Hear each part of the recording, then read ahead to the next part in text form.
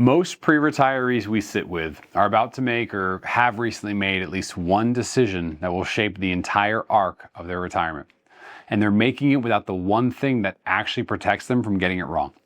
It's not more research, it's not a better calculator, it's something else, and most people don't know how to ask for it.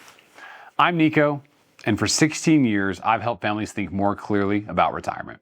Quick note before we get into this. If you haven't already, watch the video on my channel called How My Parents' Experience Changed My View of Wealth Forever, aka Momentum Wealth's origin story. I'll link it in the description. The short version is that my parents lost most of what they'd saved for retirement, and that experience is the reason this firm exists and the reason we do the work we do. I'm not going to retell the whole story here, but it's the foundation for what I want to talk about today. So if you haven't seen that video, go watch that one first and then come back to this one.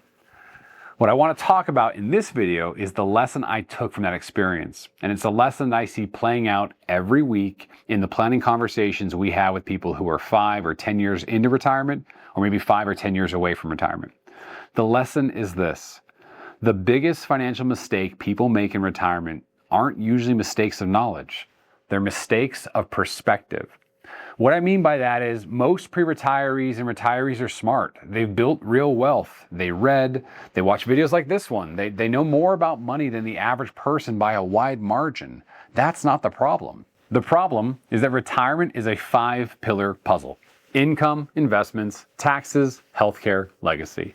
And almost nobody has a single person, or better yet, a coordinated team looking at all 5 of those at the same time.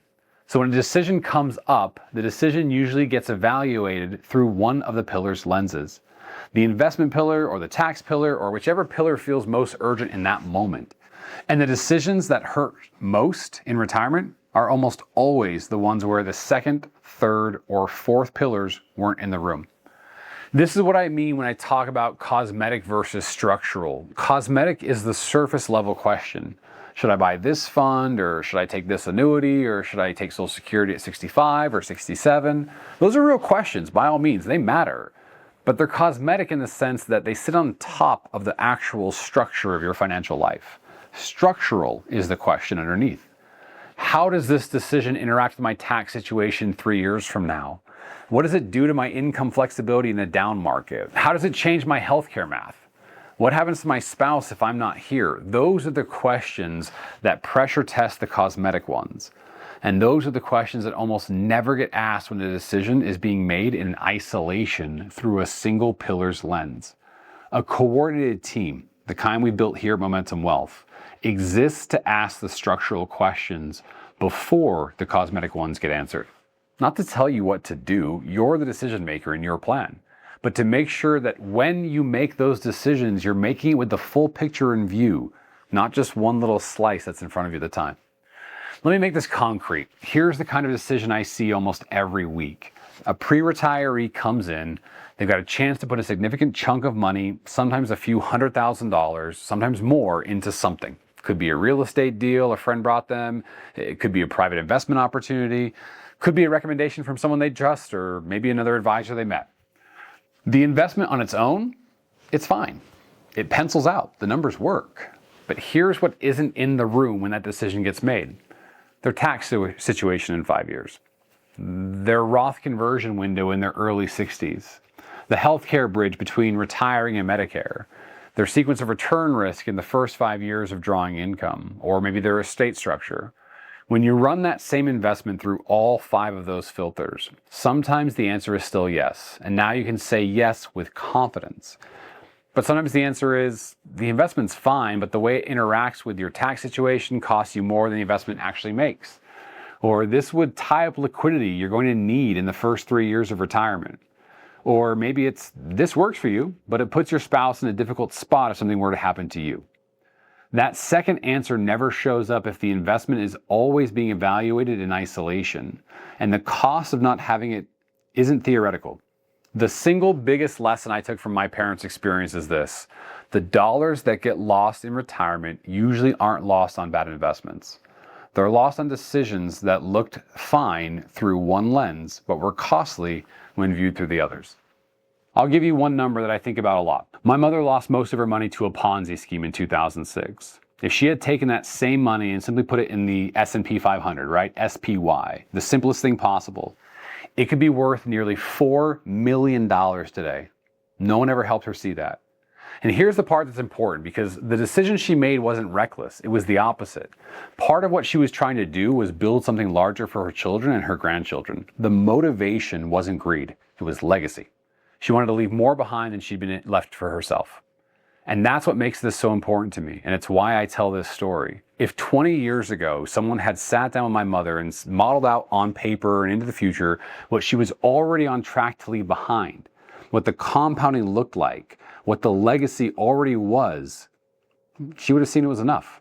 And I think she would have made a different decision. Not because the impulse was wrong. The impulse to provide for the people you love is one of the best impulses there is. But because she would have seen that the structure she already had was capable of doing the thing that she was trying to do. She didn't need to reach for more. She needed someone to show her she already had enough. That's the real cost of decisions being made without the full picture.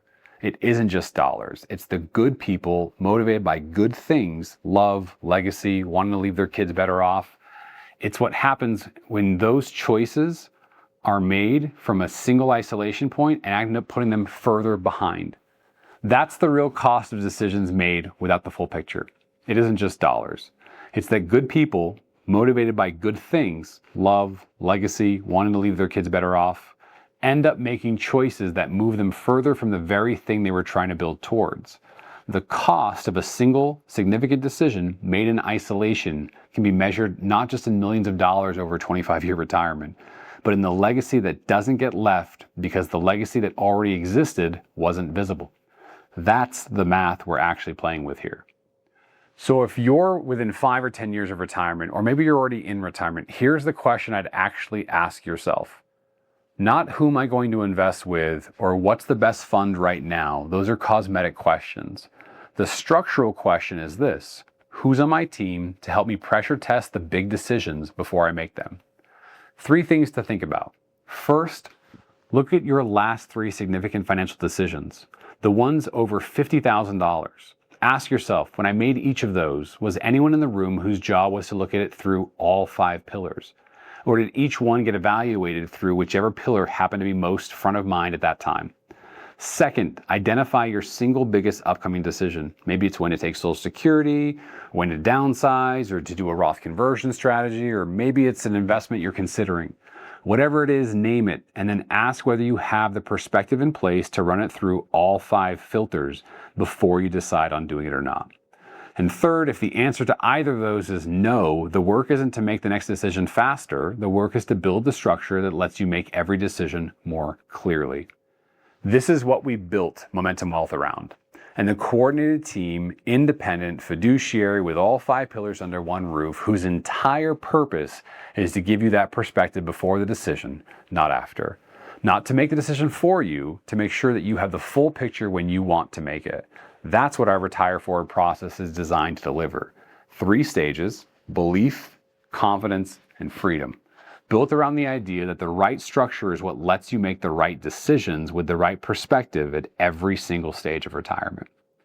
The single most useful question I think you can ask yourself this year, if you're approaching retirement or in your retirement, is this: do I have the structure in place to make my next big decision well? If the answer is yes, perfect. Keep doing what you're doing. If the answer is no, or I'm not sure, that's the work. Not picking the right product, not finding the right fund, but building a perspective that protects every decision after this one. I'm Nico. Thanks for watching. And if you haven't seen the origin story already, links in the description.